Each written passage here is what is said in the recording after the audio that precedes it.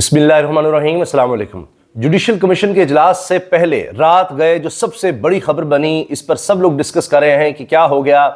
کیا قاضی فائزہ کی طرح جسٹس ضیاء افریدی بھی وہی کام کر رہے ہیں جو حکومت چاہتی ہے؟ کیونکہ جسٹس منصور علی شاہ صاحب جو سینئر ترین جج ہیں ان کی طرف سے اور جسٹس منیب اختر کی طرف سے، یہ دو ججز کی طرف سے خط سامنے آیا جو انہوں نے ضیاء افریدی کو لکھا کہ آپ اسی ہفتے فل کورٹ لگائیں، فل کورٹ میں 26ویں آئینی ترمیم کا کیس لگنا چاہیے، یہ اہم نوعیت کا ہے۔ اور یہ کہا کہ 31 اکتوبر کو جو پریکٹس اینڈ پروسیجر کمیٹی کا اس وقت موجودہ قانون ہے جس میں خود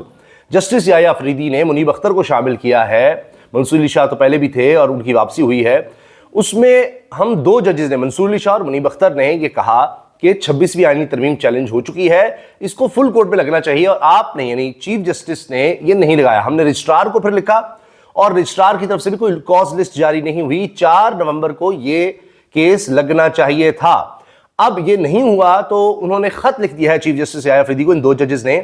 کہ آپ اسی ہفتے یہ اہم نوعیت کا 26ویں آئینی ترمیم کا کیس لگائیں۔ اب آپ یہ دیکھیے دو چیزیں اس سے نظر آ رہی ہیں بظاہر۔ اب یہ خبر یقیناً اہم ہے، اس سے بظاہر تو یہی لگتا ہے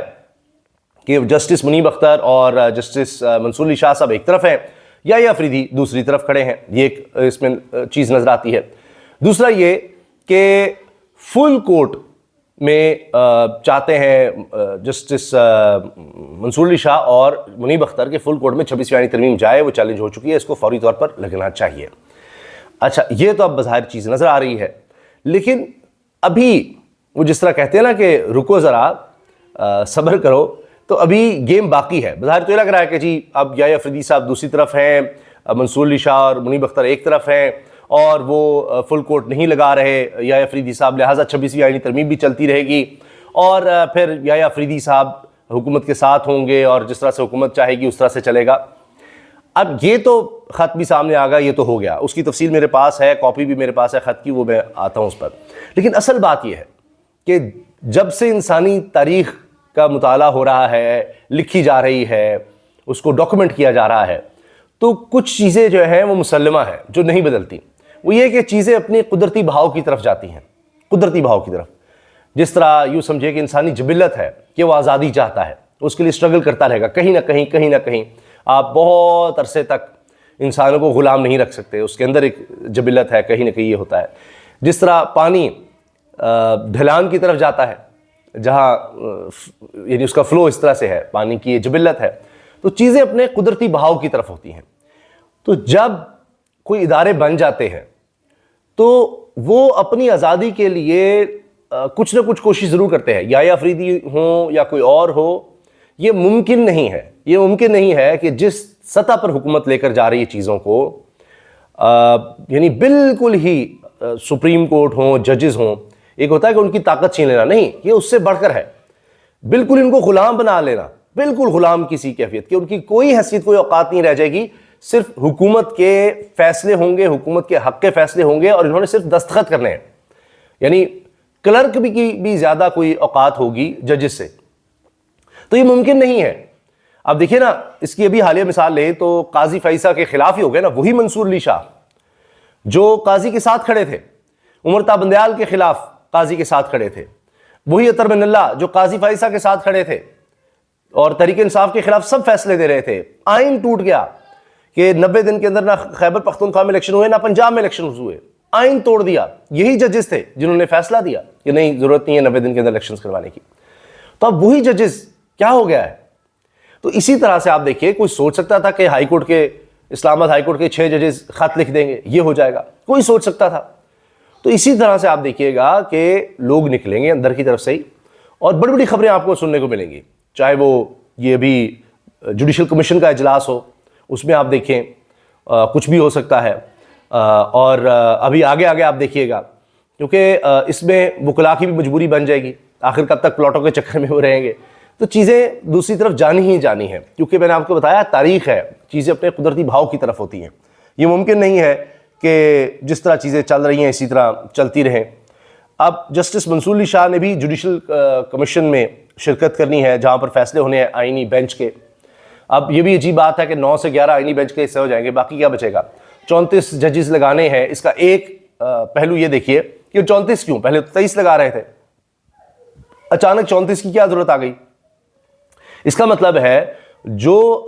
سپریم کورٹ میں 15 ججز تھے وہ سب اکٹھے ہو گئے تھے، اس لیے ان کو ان سے زیادہ ججز اب لانے پڑ رہے ہیں۔ 13 تو کنفرم ہے، 13 ججز تو کنفرم ہے کہ وہ عدلیہ کی آزادی کے ساتھ کھڑے ہیں۔ اچھا، اب باخبر لوگوں کا بھی کہنا ہے کہ یہ بھی ممکن ہے کہ یحییٰ افریدی صاحب اور منصور علی شاہ اور منیب اختر میں جو اختلاف نظر آیا ہے کہ جی فوری اجلاس بلایا جائے فل کورٹ کا، باقی سب چیزیں تو یحییٰ افریدی کر رہے تھے جو منصور علی شاہ چاہتے تھے، ان کو جو متبادل ایک کمیٹی بنانی ہے تنازعات کے حل کے لیے، اس کی سربراہی دوبارہ دے دی۔ پھر ان کے جس طرح سے بارے میں یہ آیا کہ ان کو سینئر ترین جج کہہ دیا منصور علی شاہ کو، منیب اختر کو واپس لے کر آئے، پھر فل کورٹ کا اجلاس بھی بلایا، تو یہ سب منصور علی شاہ صاحب چاہتے تھے وہ چیزیں کی۔ تو یہ اچانک کیا ہو گیا؟ اس میں یہ بھی ممکن ہے کہ ابھی یحییٰ افریدی صاحب کہتے ہو کہ سارا کچھ ایکسپوز ہو جائے ایک ہی دفعہ، پھر دیکھتے ہیں، کیونکہ یحییٰ افریدی صاحب خود بھی تو کلرک نہیں بننا چاہیں گے، ایک ربر اسٹیمپ نہیں بننا چاہیں گے۔ ابھی ہو سکتا ہے حکومت یہ دیکھ کر ان کو دیکھتے ہیں آئینی سربراہ کا بھی کس طرح سے ہوتا ہے چیزیں، وہ آگے بڑھیں گی، اس کے بعد پھر چیزوں کو اور بہتر طریقے سے ہم دیکھ سکیں گے اور واضح ہو سکے گی۔ ایک چیز کلیئر ہے کہ رد عمل آنا ہی آنا ہے، اور ابھی یہ جو حالیہ قانون سازی جس تیزی سے کی گئی ہے اس پر حکومتی حلقے بھی کچھ پریشان ہیں، اپوزیشن تو ہے ہی کہ یہاں ہو رہا ہے، تو وہ کہتے ہیں نا وہ مت ماری گئی ہے، عقل سمجھ میں اب کچھ نہیں آ رہا، اور بڑی تیزی سے عجیب و غریب حرکتیں کر رہے ہیں، جس میں وہ اب دیکھیے لوگ مریم نواز صاحبہ کے پرانے ٹویٹ شیئر کر رہے ہیں کہ جی خلائی مخلوق کے جو پلان تھے ان میں یہ نہیں تھا کہ میاں نواز شریف ڈٹ جائے گا، تو کسی نے اس پہ کہا ہے کہ ہاں جی، کیونکہ خلائی مخلوق کو پتا تھا کہ ان کے اندر مطلوبہ صلاحیت ہی موجود نہیں ہے، مطلوبہ سہولت ہی میسر نہیں ہے، میاں نواز شریف صاحب ڈٹ ہی نہیں سکتے، اسکرپٹ تو چھوڑیے انہوں نے اسکرپٹ کیا لکھنا تھا۔ تو اب وہی حال ہے کہ نہ تو اس حکومت کے ہاتھ میں کچھ ہے، تو حکومت بھی چاہتی ہے کہ جوڈیشری کے ہاتھ میں بھی کچھ نہ رہے، لیکن سب چیزیں تو اس طرح نہیں ہو سکتی۔ اور ابھی آگے دیکھیے، اب جو جسٹس منصور علی شاہ اور منیب اختر نے خط لکھا ہے یحییٰ افریدی صاحب کو، چیف جسٹس کو، اس میں وہ کہتے ہیں 31 اکتوبر کو آپ سے پریکٹس اینڈ پروسیجر کمیٹی اجلاس بلانے کی درخواست کی، اجلاس میں 26ویں آئین ترمیم کے خلاف درخواستوں کو مقرر کرنے پر غور کرنا تھا، توجہ دلانے کے باوجود پریکٹس اینڈ پروسیجر کمیٹی کا اجلاس نہیں بلوایا گیا، معاملے کی اہمیت کو بھانپتے ہوئے 2 ممبرز نے قانونی اختیار کے تحت خود اجلاس بلوا لیا، اجلاس میں آئینی ترمیم کے خلاف درخواستوں کو فل کورٹ کے سامنے مقرر کرنے کا فیصلہ کیا، 4 نومبر کو آئینی ترمیم کے خلاف درخواستوں کو سماعت کے لیے مقرر کرنے کا حکم دیا، فیصلے سے متعلق رجسٹرار آفس کو آگاہ کر دیا تھا، جس پر عمل درآمد لازم ہے۔ انتہائی افسوس کے ساتھ کہنا پڑ رہا ہے کہ فل کورٹ سماعت کی کاز لسٹ جاری نہیں ہوئی، کمیٹی اجلاس کا فیصلہ اب بھی برقرار ہے جس پر عمل درآمد لازمی ہے۔ 26ویں آئینی ترمیم کے خلاف درخواستوں کو رواں ہفتے لازماً سماعت کے لیے مقرر کیا جائے۔ رجسٹرار سپریم کورٹ کمیٹی اجلاس کے 31 اکتوبر کے فیصلے کو ویب سائٹ پر شائع کرے، یہ خط میں انہوں نے کہا ہے۔ تو اس سے تو نظر آ رہا ہے اختلافات، لیکن کیا یہ ایک نقطے پر اختلاف یہ اسی طرح رہے گا اور 26ویں آئینی ترمیم بھی چلتی رہے گی، اور یہ جو اب دیگر چینجز آئے ہیں یہ بھی اس طرح سے چلتے رہیں گے، اور اس کے بعد سپریم کورٹ کو مزید ختم کر دیا جائے گا؟ وہ حیثیت ویسے ختم ہو گئی ہے، سیشن کورٹ کیوں نہیں رہے گی؟ ابھی ہائی کورٹ سے دیکھیے کتنے لوگ یہاں آئیں گے، کس طرح سے ہوگا۔ تو اس کے بعد